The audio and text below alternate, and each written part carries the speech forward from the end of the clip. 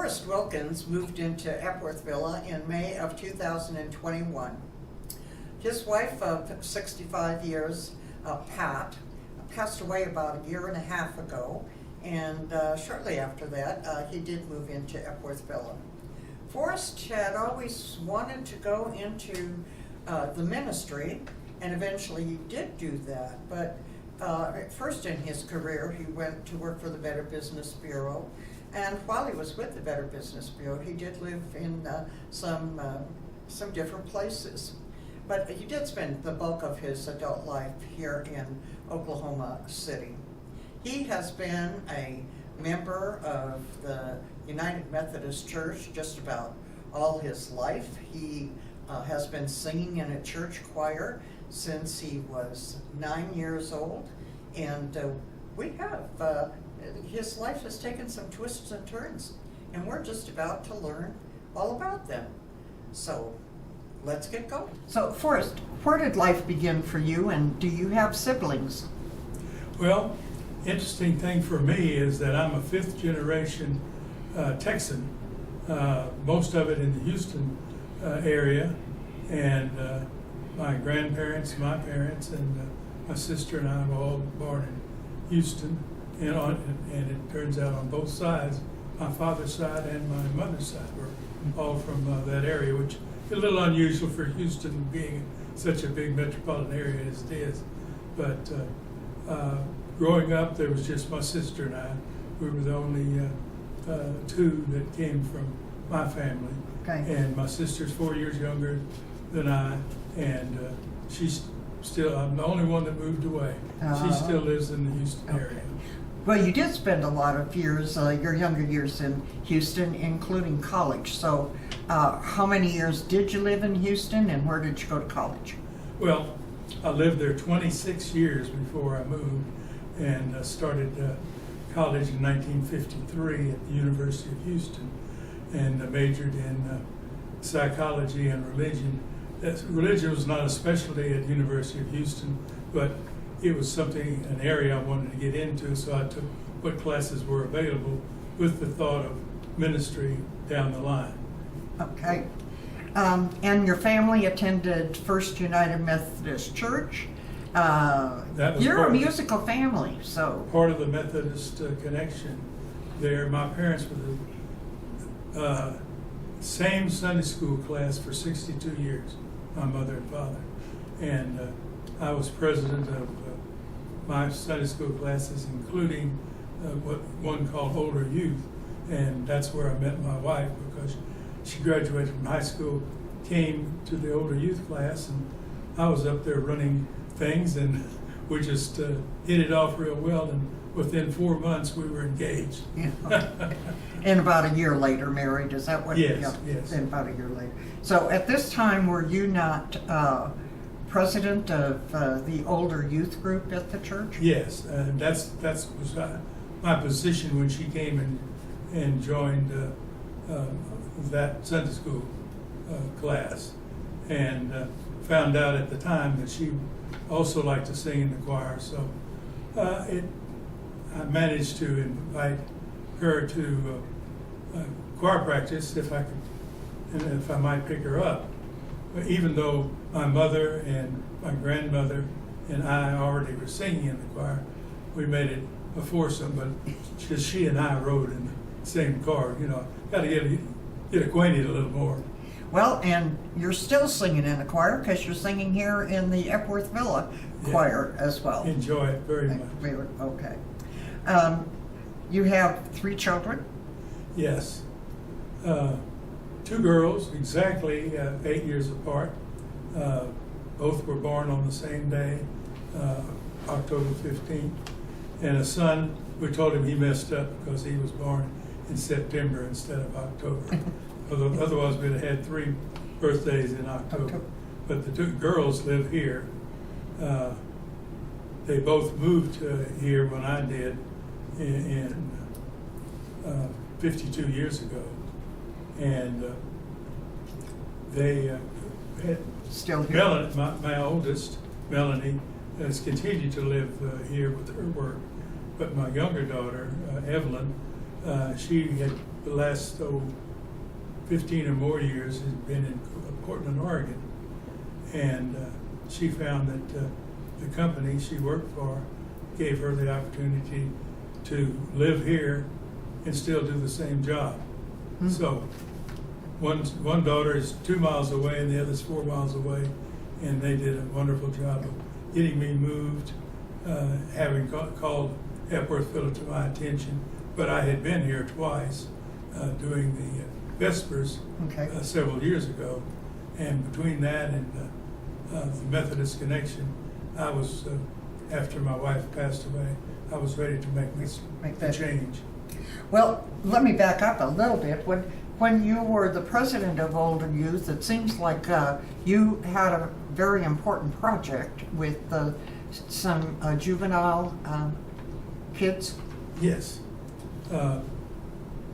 Our class tried to have a project of some significance, and we found out that the juvenile detention facility in Houston at that time, Harris County, was in the old jail. They built a new jail, and so what did they have to put the juvenile defenders in? The old jail. And they had no facilities for worship or what have you. And they allowed us to come in and take one of the rooms and completely convert it into a chapel. We got the pulpit and the kneeling rail and covers for the windows and all of that, and held it the project through until we had the first communion there, and it was their chapel, but we provided it for them. Well, how long did you work for the Better Business Bureau? In 4 states, it amounted to 20 years, and from initial in Houston to North Carolina to Alabama, and then here to Oklahoma City, and all of that added up to 20 years. And what kind of work were you doing for the Better Business Bureau? Well, I was the executive in charge.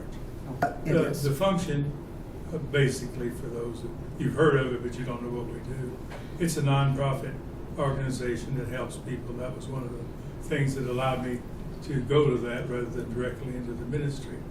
And one, we help people when somebody took advantage of them, and secondly, we work with organizations like the home builders, the carpet distributors, various other fence manufacturers, all of those who might, in their advertising or in those that are in that business, do something that might take advantage of customers. We would work with that industry to set up a code or something. And so that was very rewarding. Okay. And educational. And you later did join your son-in-law in the restaurant business after Better Business Bureau. Well, I was, yes, that is true. And it was a result of getting ready to go into the ministry. And they have a program of education that leads through the seminary to prepare you to be appointed to a church. So I did get involved with the restaurant business first through my son-in-law, who had been a manager at Casa Bonita, which is, some people will remember them, and did have an interesting experience that I guess you might say helped confirm my ministry. One of the facilities, the last one just before I was appointed to a church, typical evening, after we closed, I locked the front door and then make a tour of the facility to make sure all the booths are clear and that no one's hiding in there. And then I go with the cashier and take her back to the office. And that was all finished, and except for people finishing up in the kitchen, I thought I was done for the evening. So I had already locked the safe and did the deposit, and was getting ready to throw the trash away, which had its own little facility across from my office. And when I opened that door, the light was off. I flipped it on, and there was someone with a stocking cap on and dark glasses and a dark shirt and long sleeves and gloves and a Derringer pistol. That's a two shot and pointing at me when I opened it. So first thing I said, "I'll do anything you want." But the person grabbed my shoulder and shoved me over toward the office and pointed toward the safe, and I wasn't sure if I could even open it, but I did, and opened it and stood back so that he could take the money and not shoot me. Well, he didn't step over and get the money. He again pointed at me and wanted me to go in the office across the hall, and then there was telephone cards in there, extra ones, and he was wanting to tie me up. Having been involved with the Sirloin Stockade facility where 7 people were killed, I wouldn't have let him, one, tie me up, or secondly, involve any other people that were left in that situation. I looked at him, and somehow I got the message that he wasn't going to shoot me. So I walked past him, closed the safe, locked it, and opened the back door. And he just kind of looked fiberglass and went out the door, and I closed it behind him, called the police. No money was lost, and I wasn't shot. But I was ready for the church. Your guardian angel was with you. Absolutely. So it was about 5 years of training, and Yes. then you became a local pastor, and then... Well, after the program allows me to have a church and do study during the year, and then go to class at seminary down at SMU. Okay. And after the first 2 years, I had met the qualifications past being just a local pastor. And then the next step was that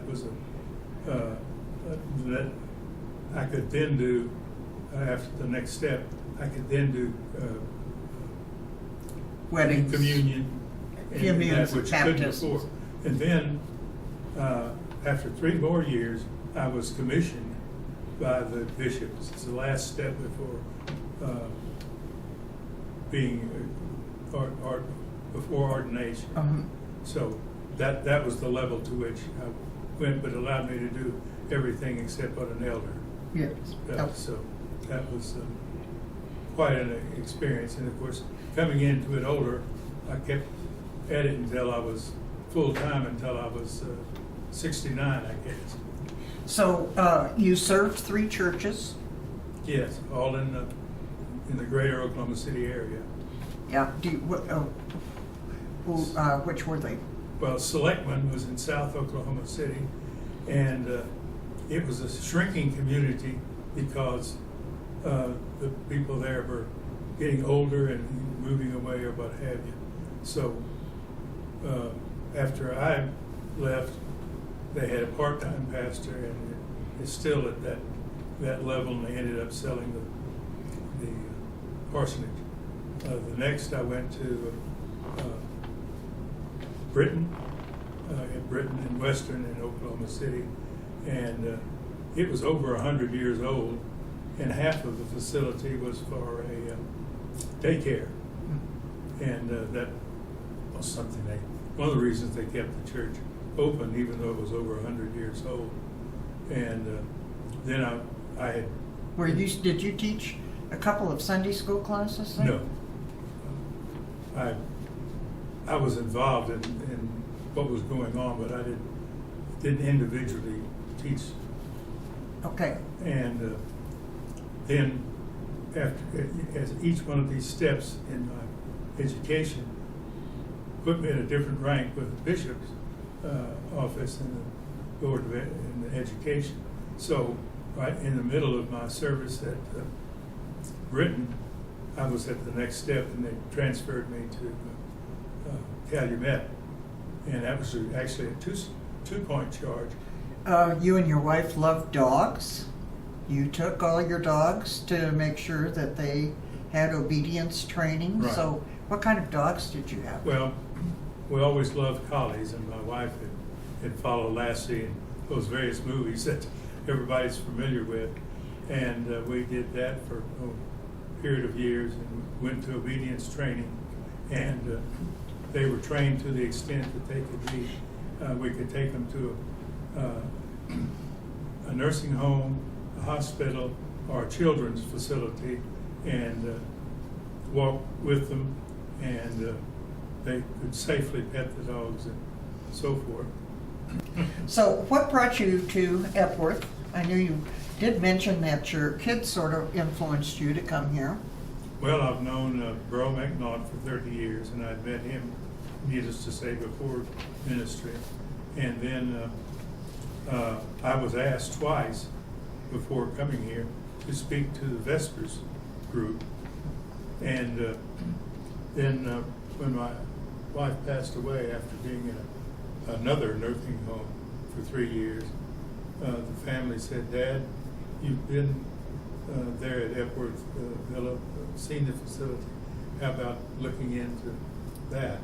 And with them, with me, I came and looked over the facility, found the apartment that I'm in now to be just right. And so I've been here a year and a half, and I couldn't be more pleased.